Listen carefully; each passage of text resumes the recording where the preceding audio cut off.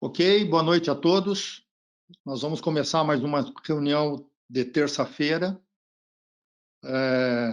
Hoje nós não teremos a nossa reunião magna, mas teremos duas apresentações importantes, como sempre. Mas a primeira apresentação, nós vamos ver o João apresentar uma revisão publicada agora, um mês e pouco, no Lancet Hematology, sobre coagulopatia no COVID, e a razão de ter trazido esse tema novamente para a nossa reunião é a publicação de um ensaio clínico randomizado pelo Grupo Coalition de São Paulo, publicado no Lancet essa semana, e comparando doses profiláticas e terapêuticas de heparina.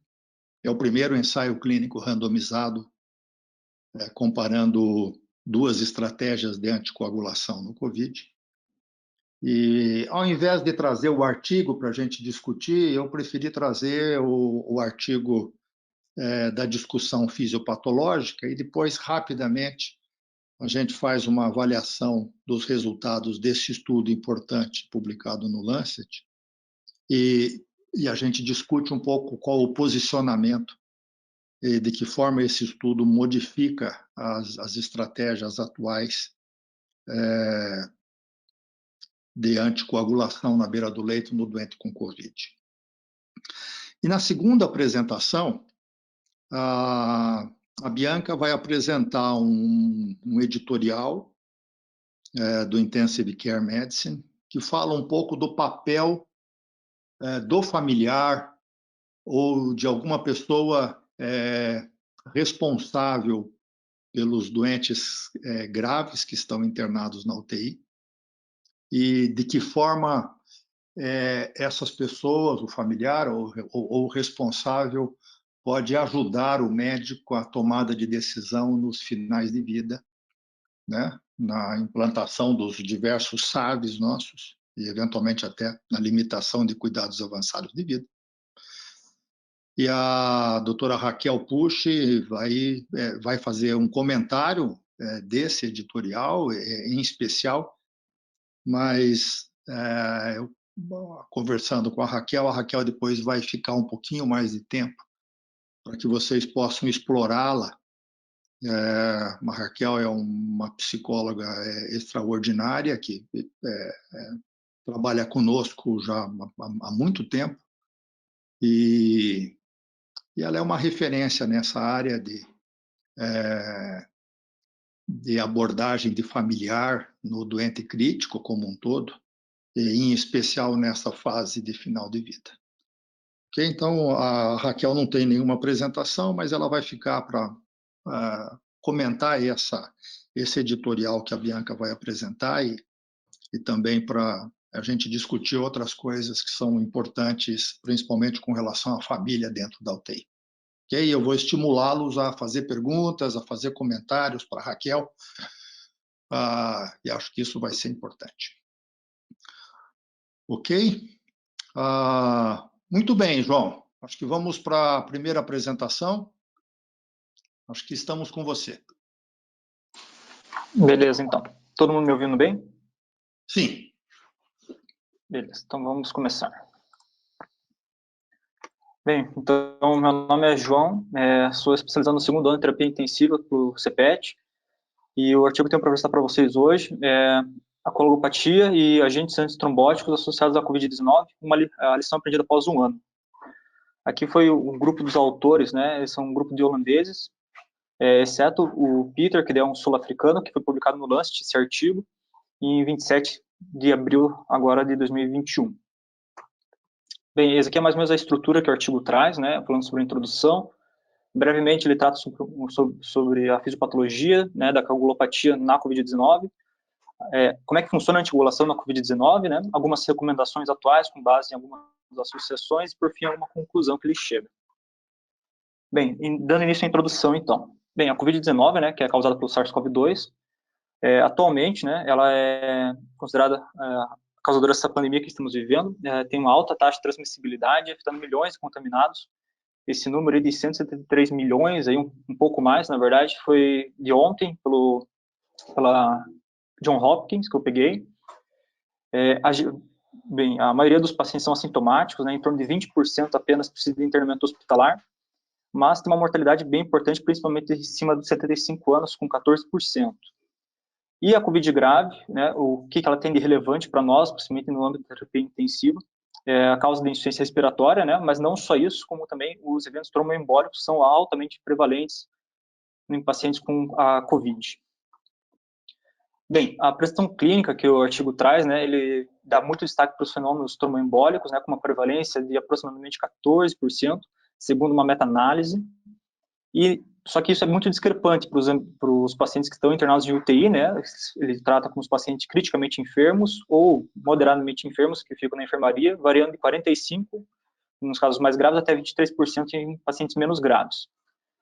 Por exemplo, quando a gente trata sobre os fenômenos tromboembólicos, a parte de IAM e AVE isquêmico, nas UTIs chegam de até 5%, né?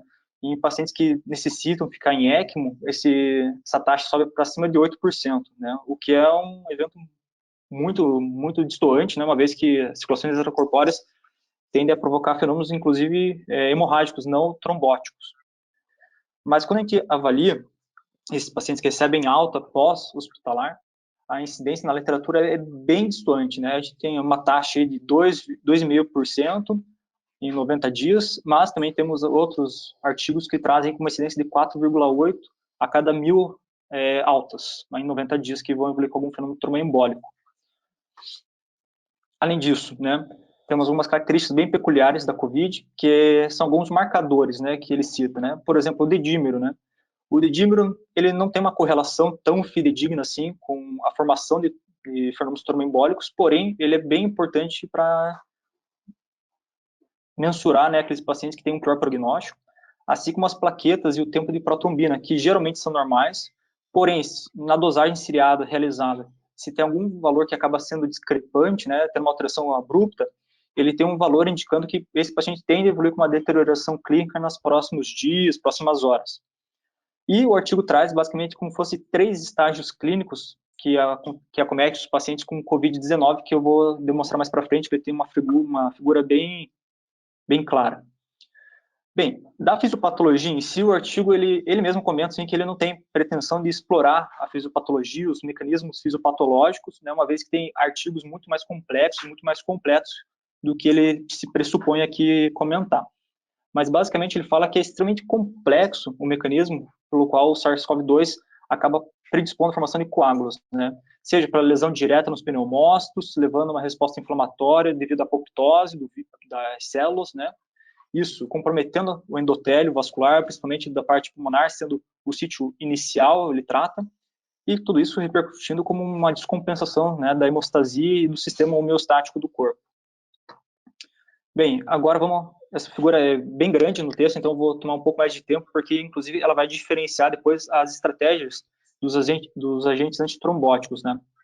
Primeiro, a gente tem aqui no canto superior, né, o estágio 1, que seria aqueles pacientes com sintomas leves, né, que não precisam de suporte ventilatório e que geralmente fica em torno de 80% dos pacientes com COVID, né, que acabam apresentando esse quadro apenas.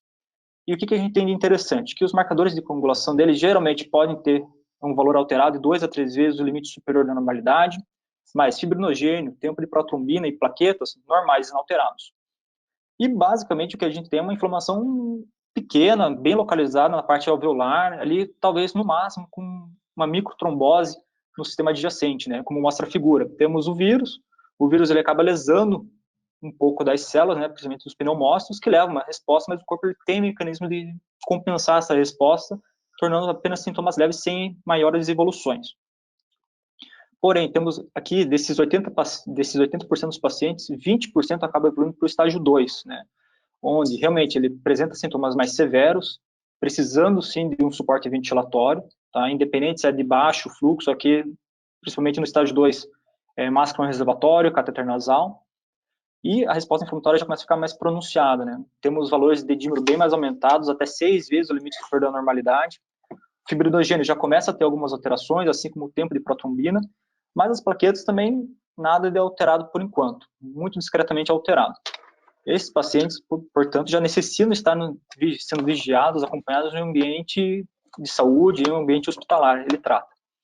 E aqui a gente já começa a ter uma exacerbação da cascata, né, da fisiopatologia, né. Temos aqui realmente uma falha no mecanismo compensatório, seja por carga viral muito alta, onde a apoptose dos pneumócitos começa a ser muito mais pronunciada, começa a ter já migração de macrófagos, uma liberação de interleucinas, né, citocinas pró-inflamatórias, bem mais importantes, chegando a ser realmente agora importante o fenômeno de estase, né, alterando a tríade de Virchow, provocando realmente coágulos na microcirculação, e ele destaca que isso aqui é bem mais pronunciado, uma vez que esse paciente fica hospitalizado, uma vez que ele tende a ficar restrito ao leito, né, pacientes com maiores demandas de oxigênio não toleram grandes esforços, muito menos ficar deambulando por aí. Então, essa combinação já gera uma maior preocupação, portanto, sendo necessário vigiar de maneira intra-hospitalar. Já o estágio 3 da doença, né, acomete 5% dos pacientes com COVID, e aqui realmente ele precisa de suporte orgânico, né. Muitos deles evoluem com a tempestade de citocinas, né, que foi muito discutida desde que começou a pandemia. Os pacientes agora, e o ideal é já estarem sendo monitorados no ambiente de terapia intensiva, precisam de suporte de oxigênio em alto fluxo, tá? Seja ele com o catéter nasal de alto fluxo, VNI, ou mesmo ventilação mecânica. E aqui, realmente, a parte de coagulação fica bem mais pronunciada, né, com um dedímero muito mais elevado, já com formação de macrotrombose, né, no sistema macrovascular, não só no microvascular, protrombina, fibrinogênio extremamente alterados, e aqui temos realmente um consumo de plaquetas, né, devido à coagulação intravascular que acaba acontecendo, e a figura ilustrando assim um sistema muito mais exacerbado, né, já lembrando aquela figura famosa, né, mostrando a SARA, né, o impacto da SARA dentro do alvéolo. E por fim, né, naqueles pacientes que conseguem superar essas etapas, esses estágios, temos os pacientes que recebem alta do hospital, né. Teoricamente, os sintomas, né, são de recuperação após, porém que variam de 3 a 6 meses, né, ele pode vir apresentar ainda sintomas residuais. A resposta inflamatória, teoricamente, já deveria estar restaurada, assim como as provas de coagulação, e os fenômenos tromboembólicos aqui, não existe dado na literatura, né, que tenha acompanhado esses pacientes por tempo suficiente para que seja gerado algum dado confiável, pelo menos. E aqui ele até ele traz alguns dados mais interessantes, onde ele mostra onde pacientes com 90 dias pós-alta, 91% deles ainda apresentavam tomografia com comprometimento como fosse pré-alta, né, extremamente comprometida a tomografia, e porém só com desses 91%, apenas 7% tinham sintomas, né, mostrando que gera sequelas, assim, tem uma alteração, um impacto depois mesmo nos pacientes pós-alta. Bem, falando nisso, então, né, temos uma preocupação, né, sabendo que essa parte de coagulação do sistema orgânico, né, dos sistemas orgânicos por inflamação do COVID são bem relevantes e tem um impacto bem importante, e surgiu uma necessidade natural, né, da literatura de procurar dados, né, e gerar informações a fim de saber, vale a pena anticoagular, né, ou mantendo só anticoagulação profilática, qual é a melhor estratégia.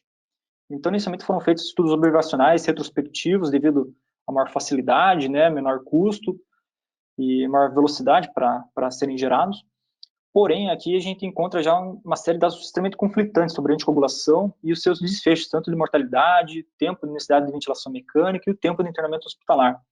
Além disso, as amostras eram muito heterogêneas, assim, possibilitando uma avaliação fidedigna, confiável e que fosse reprodutível em outros ambientes, né. E para complementar ainda por cima, né, não faltou séries de casos, né, e eram pequenas essas séries de casos, mostrando as complicações daí, né, a gente tinha uma cascata pró-coagulação, onde a gente coagulava, mas o que não faltava eram fenômenos hemorrágicos ali, e isso com doses apenas intermediárias, né, de anticoagulação profilática, então gerou meio que uma ressalva muito grande, assim, vixe, agora, o que a gente faz? A gente anticoagula profilático, não anticoagula, qual que é a melhor estratégia? Então, como processo natural, né, dos estudos, foram começados a gerar, né, foram criados estudos randomizados, né, e aqui eu só coloquei uma linha temporal que o artigo traz, que mostrando que em junho de 2020 tinha já 20 trials em andamento, e já no final do ano passado 75 trials, né. Todos esses, né, que o artigo traz, ele cita, são open label, a maioria eram multicêntricos, né, devido à necessidade de recrutar uma amostra grande para conseguir dar suporte aos dados encontrados, e as amostras variavam nesses estudos, nesses trials, de 30 a até 7 mil participantes. O que o artigo traz aqui é bem importante, porque assim, a maioria dos estudos, o objetivo primário deles era a mortalidade por todas as causas e a necessidade de suporte orgânico, e não era investigar propriamente o desfecho trombótico, né, do uso do anticoagulação no paciente com COVID. Bem, aqui é uma tabela que ele traz para resumir, que são os 3, na verdade, né, principais estudos nessa área de anticoagulação. Entre eles, né, o primeiro aqui, que na verdade é um consórcio entre os estudos, né, que é o REMAP-CAP, o ATTAC e o ACTIV-4. Esse estudo, né, ele tinha 2 braços, né, tanto na primeira quanto na segunda linha, vocês podem ver, ele tinha um braço que era pacientes críticos, o estágio 3 de evolução da doença, e um braço de pacientes estágio 2, né, onde eram pacientes mais focados em ambiente de enfermaria. O Inspiration também era um outro focado em pacientes de UTI, e o Sulodoxide era um trial que era um composto comprado com placebo para ambientes já ambulatório e pós-alta. Aqui eu só vou destacar algumas coisinhas que depois eu vou entrar mais em detalhe em cada um deles, né? Mas assim, o RAMAP-CAP, o ATTAC, o ACTIV-4, ele queria comparar o quê? A anticoagulação da heparina, né, usando a heparina em dose anticoagulante, versus a dose profilática, né? Mas isso assim era com base no protocolo de cada hospital, beleza? Tanto no braço de pacientes de UTI quanto em pacientes de enfermaria. Já o Inspiration, ele usava, né, ele era um multicêntrico, randomizado, e ele queria comparar doses intermediárias de heparina com doses profiláticas tradicionais, ou seja, como fossem os 80 miligramas de heparina profilática ou 40 miligramas de heparina profilática, né? Aqui é só mais um delineamento, né, como objetivo primário e secundário dos estudos, mas igual eu falei anteriormente, né, eles queriam saber mortalidade, tempo livre de ventilação mecânica, não propriamente ocorrência de fenômenos tromboembólicos ou hemorrágicos. Tá? Importante destacar assim, que o braço do REMAP-CAP já tem um pré-print que foi lançado agora, se não me engano, dia 17 de abril, foi publicado, mas o braço com pacientes de enfermaria do REMAP-CAP, o ATTAC, o ACTIV, o ATTAC, ele não foi publicado, né, está ainda em análise dos dados. Bem, agora o artigo ele traz uma divisória agora dos principais estudos com base nos estadios da doença, né? Quais seriam as indicações que esses estudos trariam para a gente que poderiam mudar a nossa conduta. Primeiro, então, o maior estudo, né, que é o consórcio entre os 3 ali que vocês podem ver no slide. Os pontos positivos desse estudo é que, assim, o bom é que ele foi descontinuado devido a um potencial malefício da anticoagulação dos pacientes, ou seja, no grupo onde usou a dose anticoagulante, nos pacientes de UTI, houve sim incidência de fenômenos hemorrágicos muito mais importantes, tendo que ser suspenso esse braço do estudo, por isso que já está com pré-print sendo publicado agora, foi publicado. Ou seja, o evento trombótico e morte eram similares entre os grupos, portanto, você anticoagular, além de ter um maior potencial deletério para o paciente, não faz diferença se você usar uma dose profilática. Porém, ele faz algumas ressalvas, né? Que os protocolos de anticoagulação eram ligeiramente diferentes entre os centros, né? Veja, são 3 estudos englobando mais de 10 centros e cada centro tinha algumas diferenças na adoção da forma de anticoagular, as doses que eram utilizadas para anticoagulação. E fica aquela dúvida, né? Ok, houve mais incidência de fenômenos hemorrágicos, né? Não teve alteração na mortalidade, mas e se o objetivo principal do estudo fosse provavelmente a prevenção de trombose, como desfecho primário, seria diferente, né? O resultado que a gente teria. Então ele coloca isso só para a gente questionar um pouco o estudo, né? Como forma de ter uma análise um pouco mais crítica, assim, não simplesmente aceitar um dado e, legal, bacana. Porém, é importante a gente lembrar, né, que em períodos de pandemia, os estudos eles tendem a focar muito mais na mortalidade, né? Porque é isso que a gente tem que resolver de maneira mais rápida, para saúde pública como um todo, né? O que interessa é a mortalidade, fenômenos de trombose, por aí vai, acabam ficando realmente em segundo plano. Já o Inspiration não mostrou evidência do uso de doses intermediárias. Portanto, segundo esse estudo, né, o ideal, né, esse trial, o ideal seria usar só a dose profilática normal, né, de 40 miligramas de enox para pacientes em UTI, sem nenhum malefício, né. E além disso, né, as doses baixas, intermediárias, como restrição, né, desculpa, como viés que o estudo poderia ter, assim, que as doses baixas e intermediárias não eram todas iguais entre os centros, tá? Eram também aproximadamente, eu acho que 10 centros, né, que o Inspiration englobou, e as doses variavam entre cada hospital. E a seleção dos pacientes de UTI tinha um viés bem importante, que eu acho que é o que mais pesa, onde 43% dos pacientes usavam oxigênio de baixo fluxo na UTI, ou seja, não era aquele paciente estadio 3, apesar de estar na UTI, né? Esse estudo basicamente foi conduzido com muitos centros ali da parte de Israel, se não me engano, que daí tinha esse viés, onde basicamente metade da população não é aquela população que a gente espera em ambiente de UTI, né? Sendo assim, tendo mais um enquadramento em ambiente de enfermaria. Bem, já naqueles pacientes não críticos, né? O estádio 2 ou os pacientes de enfermaria. O que a gente tem de maior trial no momento realmente é do consórcio entre os 3 estudos, onde realmente utilizar a estratégia de anticoagulação profilática, né, diminuiu sim o suporte orgânico necessário, né, de 25% para 18% dos pacientes com dedímero elevado. Aqui subentende-se, né, dedímero elevado maior que 2 vezes o limite da normalidade, e de 19% para 13% dos pacientes com dedímero baixo, né, ou seja, maior que o limite normal, mas menor que 2 vezes o superior. E aqui, esse estudo, né, nesse consórcio, a princípio que a gente tem já de análise preliminar é que, assim, o NNT para os pacientes com dedímero alto foi de 14, para o NNT dos pacientes com dedímero baixo foi 16, e o número necessário para evitar um óbito foi de 50, ou seja, cada 50 pacientes que utilizavam uma dose de anticoagulação, desculpa, né, eu falei errado ali atrás, de anticoagulação não, de inoxa profilática, em ambiente de enfermaria, a gente evitava um óbito.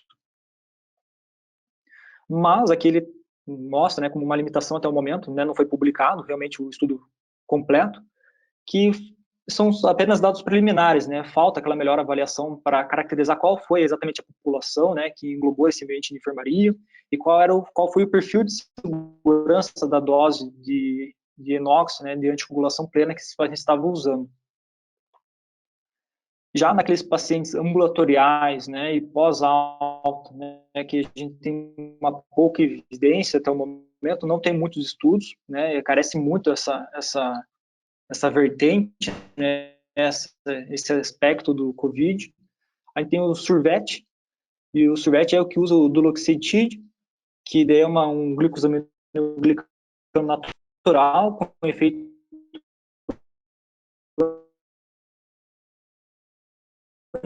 antitrombótico e profibrinolítico. E foi um estudo pequeno, né, não tinha um N muito grande, mas que mostrou diminuir o número de internamentos hospitalares. Porém, não alterou a mortalidade, nem o tempo que esses pacientes, que apesar de diminuir o número de internamentos, o tempo que os pacientes ficavam internados também não foi significativamente relevante. Tá. Mas então, o que a gente tem de recomendação atual, né? Temos vários trials, aí, grandes trials, porém ainda sem serem publicados na sua íntegra, e estamos na expectativa deles serem lançados. Mas hoje o que a gente tem são pelo menos esses 4 pilares aí que o artigo traz, que a trombopaxia deve ser para todos os pacientes admitidos no hospital, ou seja, inox profilático para todo mundo que entre no hospital por Covid-19.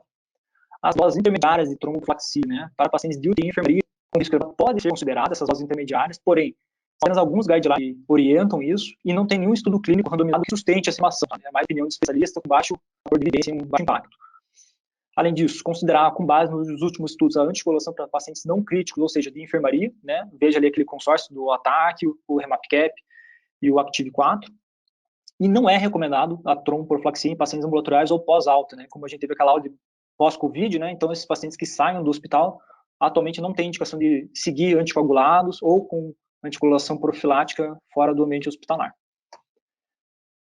Esse é outro quadro, né, que mais ou menos resume, né, as principais associações com as suas indicações, tanto para pacientes fora do hospital, ou seja, em tratamento ambulatorial, onde a maioria delas, né, não traz a respeito do uso ou não uso da anticoagulação, de agente antitrombótico nesses pacientes com COVID. Então, hoje em dia, a gente não tem nenhuma recomendação forte que sustente a prática, ficando muito mais a par da decisão médica ali, caso a caso. Já naqueles pacientes internados, né, em regime hospitalar, em ambiente de enfermaria, todas as associações, né, orientam o uso de dose profilática de anticoagulante. Por outro lado, já nos pacientes de UTI, a gente já tem uma divergência. A maioria recomenda apenas a dose profilática, tá? Porém, temos algumas associações, algumas sociedades ali, que daí acabam tratando como uma dose intermediária, sendo interessante, tendo que ser avaliada caso a caso, dependendo do paciente e dos fatores de risco que ele venha a ter. E os pacientes pós-alta, né, a maioria não recomenda o uso rotineiro de agentes antitrombóticos, tá? Por fim, então, devido a essa confusão toda, né, o artigo eu acabei copiando uma frase que ele coloca mesmo, que o balanço, né, a melhor estratégia ali, com base dos anticoagulantes e os fenômenos tromboembólicos e as complicações trombóticas ainda é muito complexo, tendo que ser esperado, principalmente se consome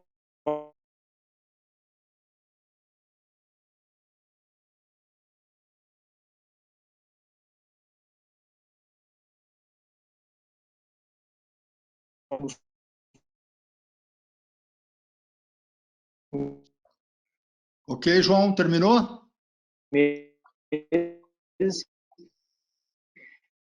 Que daí sim ele coloca que realmente vai ter sim um potencial para a gente alterar o que a gente faz, o que a gente recomenda da beira-leito para os nossos pacientes com maior segurança.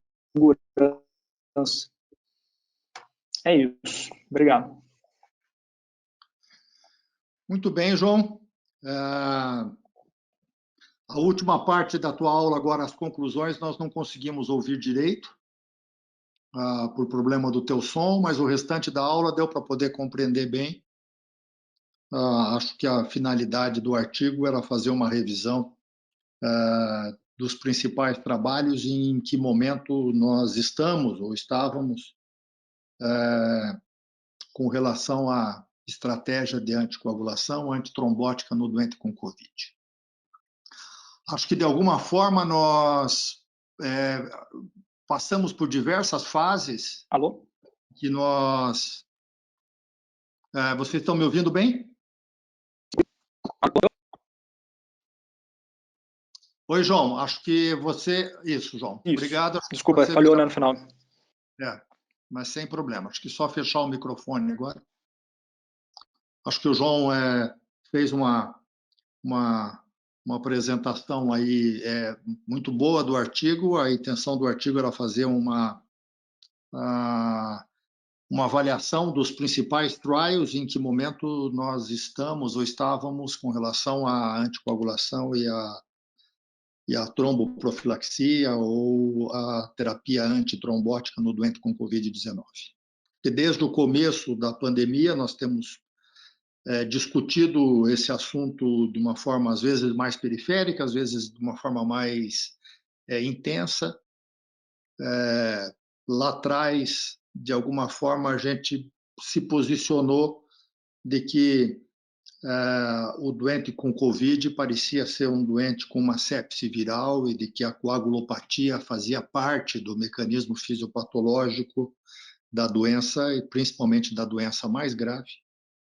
E assim como um doente com sepse grave, que tem um processo inflamatório com disfunções orgânicas graves, o doente com Covid também, quando faz um processo inflamatório grave no pulmão e eventualmente outras disfunções, isso também se acompanha de uma ativação da coagulação, com coagulação intravascular disseminada, mas com uma coagulação intravascular disseminada que é principalmente por ativação endotelial, né, João?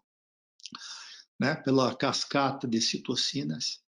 E, classicamente, no doente com sepse, essa ativação endotelial ela não é prevenida por vários tratamentos efetuados ou tentativas de tratamento da coagulopatia da sepse com heparina, com trombomodulina, com proteína C ativada e assim por diante, nenhuma delas deu certo.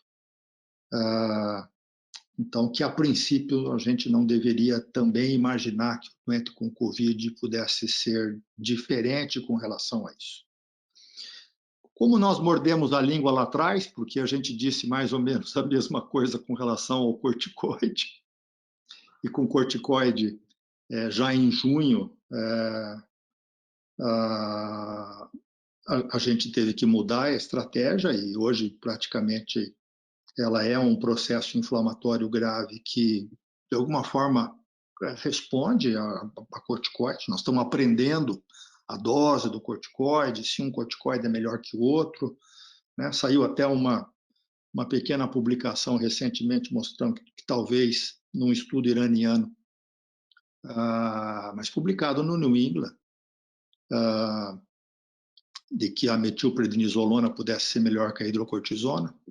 São 60 doentes, acho que isso é pouco para a gente poder mudar a nossa estratégia de fazer aquela dose da hidrocortisona. Mas com relação à coagulopatia, nós estamos esperando resultados de algum trabalho que mostre que a gente tem que anticoagular esse doente, porque a coagulopatia do doente com Covid, ela é operacional no sentido de ela desenvolver disfunção orgânica e ela colaborar, consequentemente, para a gravidade do doente, ser causa e não epifenômeno, e, consequentemente, que pudesse ser tratada, controlada, responsiva à utilização de doses maiores de anticoagulante, seja anticoagulante oral ou a heparina subcutânea, enoxaparina e assim por diante. Né? Então, dentro disso, acho que a gente não tem um estudo publicado. O que tem e que o João mostrou é essa revisão. Acho que eu estou com a minha tela compartilhada com vocês. De uma análise muito bem feita dessas três plataformas, da plataforma RemapCap, junto com o Active 4A e o ATAC. Isso está publicado numa plataforma pré-print do British Medical Journal, mas ainda não com a publicação total. São aproximadamente 1.000 pacientes, mas que não mostra uma diferença, né, na utilização da dose de anticoagulação ou dose profilática do anticoagulante no doente com Covid e no doente com Covid grave. Então, nós estamos esperando que algum estudo possa mudar essa ideia fisiopatológica e fazer com que a gente tenha que mais rotineiramente usar anticoagulante. Acho que nós somos um grupo que desde o começo não usou anticoagulante. E dentro desse contexto, então, saiu publicado agora essa semana esse artigo do Lancet, é o primeiro grande artigo publicado mesmo, chamado Action. É um estudo que compara, então, anticoagulação terapêutica e anticoagulação profilática em pacientes admitidos no hospital com Covid-19 e dedímetro alto. É um estudo aberto, multicêntrico, randomizado, controlado, e publicado pelo pessoal da coalizão Covid-19 aqui do Brasil. Né? Tem gente que a gente conhece, tem o Alexandre De Biasi, para variar, tem o Otávio Berwanger. O Otávio é talvez o pesquisador brasileiro na área de saúde mais importante hoje, responsável pela pesquisa lá no Instituto Einstein. Tem o pessoal da HCOR, o pessoal da USP, enfim, é um pessoal, e o pessoal da Duke University, que foi o pessoal, o pessoal, os principais autores. Então, me dá a impressão de que foi o pessoal que desenvolveu o protocolo e aplicou esse protocolo aqui no Brasil. É um protocolo que vem desde junho de 2020 até fevereiro de 2021, no qual receberam screening mais de 3 mil doentes, mas foram 600 pacientes, basicamente, que foram randomizados, né, para o grupo anticoagulação e para o grupo profilático. Okay? E o resultado é nenhuma diferença na evolução clínica desses doentes. Mas rapidamente aqui, quando nós vamos avaliar a tabela 1, claramente, né, 300 pacientes no grupo anticoagulação terapêutica, 300 no grupo profilaxia, uma boa distribuição aqui de comorbidade, de sexo, mas 93% dos doentes estavam numa condição estável, ou seja, não tinham grande disfunção, nada. 83% dos doentes num grupo, 82% no outro, eram pacientes moderados, ou seja, só com a utilização de oxigênio nasal, não eram doentes intubados. E a concentração de dedímero, na grande maior parte dos doentes, ou seja, só 27% deles tinham dedímero 3 vezes acima do valor normal. Então, é dedímero relativamente baixo. Para ser incluído, o paciente tinha que estar pelo menos acima do dedímero, acima do seu valor normal, para o laboratório que estava testando em algum dos 31 centros aqui no Brasil em que o estudo foi feito. Não houve diferença nenhuma na proporção de pacientes que pioraram, nem de pacientes que morreram, nem no tempo até a morte, nem no tempo de hospitalização. Enfim, é um estudo que vem mostrar que a anticoagulação terapêutica e a anticoagulação profilática não fazem diferença, mas, infelizmente, mostrou isso num grupo de pacientes que não é a maior parte dos doentes que nós atendemos hoje.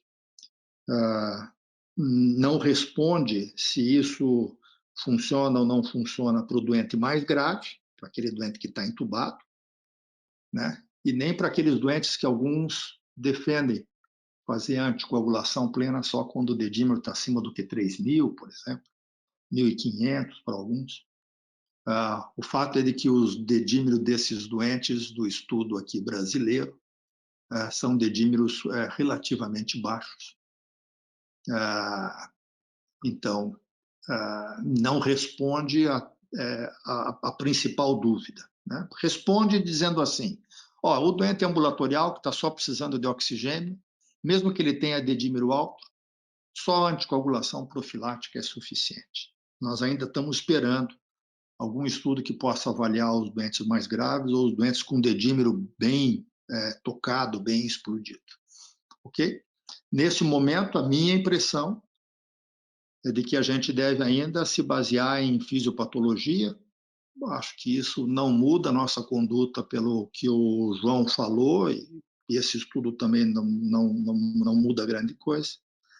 Ainda imaginando de que a coagulopatia do doente com Covid, ela existe, obviamente, mas ela é uma coagulopatia inflamatória, baseada numa ativação endotelial, e que, consequentemente, ela não é plausível de ser respondida com doses terapêuticas de heparina ou de um anticoagulante oral, qualquer que seja.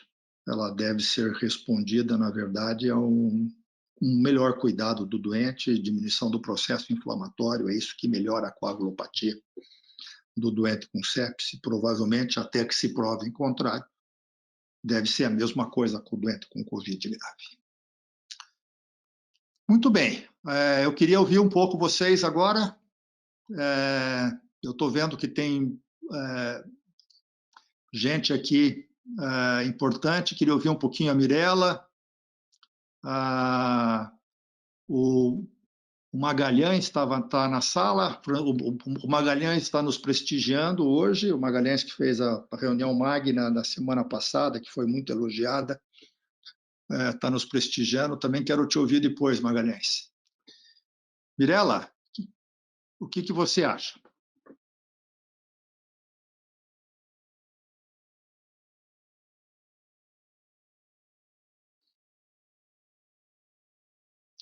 Mi?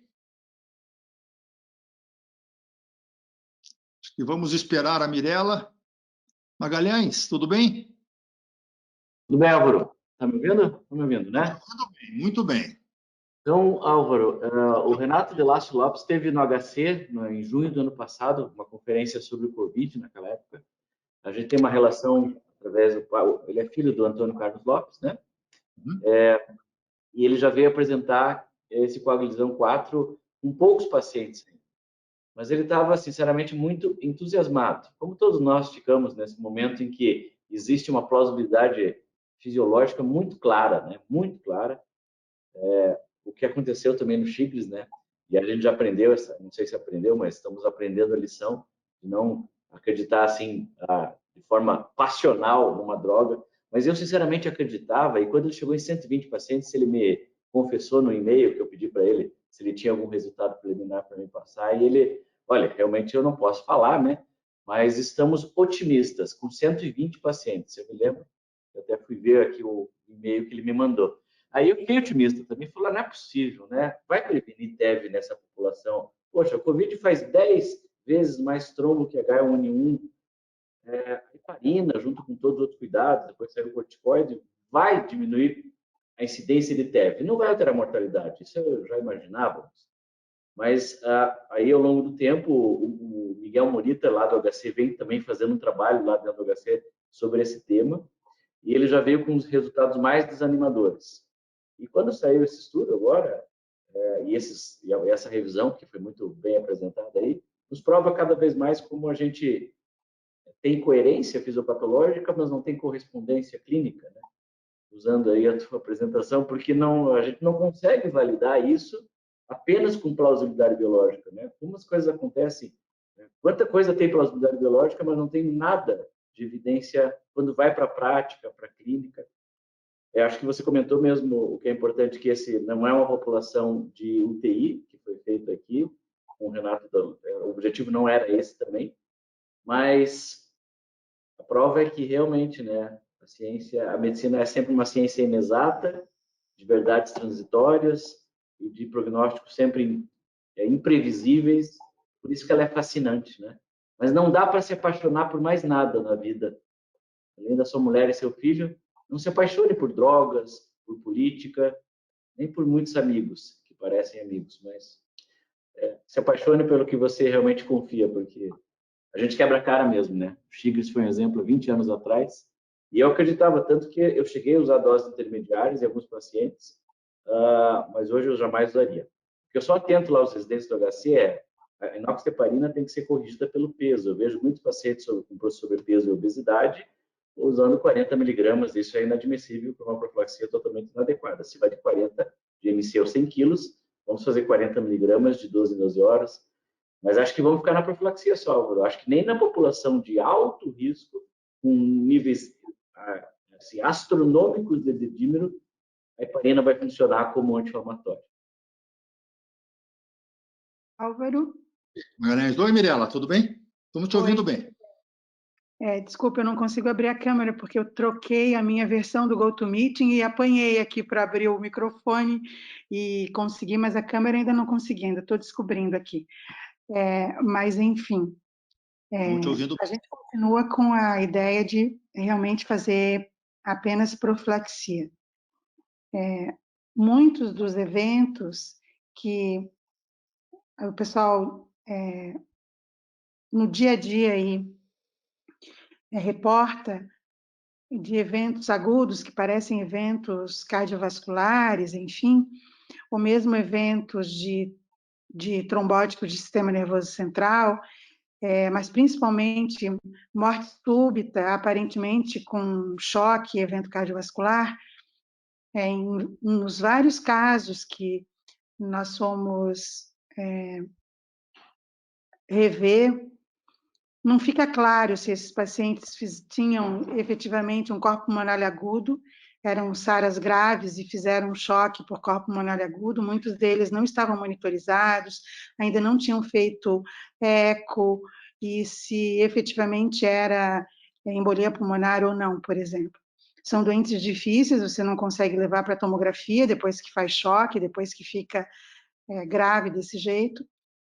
Então, a gente não tem, assim, nem do ponto de vista de experiência da equipe, de maneira descritiva de casos, conseguir comprovar que mesmo esses doentes com morte súbita e com choque não tenham sido evolução de corpo pulmonar agudo, que tenham sido efetivamente embolia pulmonar.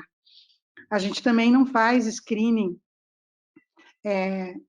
nem para a população de maior risco, esses com dedímero aumentado, que a gente sequencia dedímero, não faz Doppler de membros inferiores, por exemplo, de maneira sequenciada, para poder fazer diagnóstico de trombose previamente, deixar esse doente já anticoagulado e evitar uma embolia pulmonar. Então, de todo modo, não tem estudo na população de risco, e outra coisa curiosa que ele mostrou ali é que os desfechos dos estudos até agora, além da população não ser a população que a gente atende, o desfecho primário ainda é causa de todas as mortes, e os doentes morrem de várias outras coisas, e eles não incluem uma avaliação da presença de trombose com um exame complementar, por exemplo, né?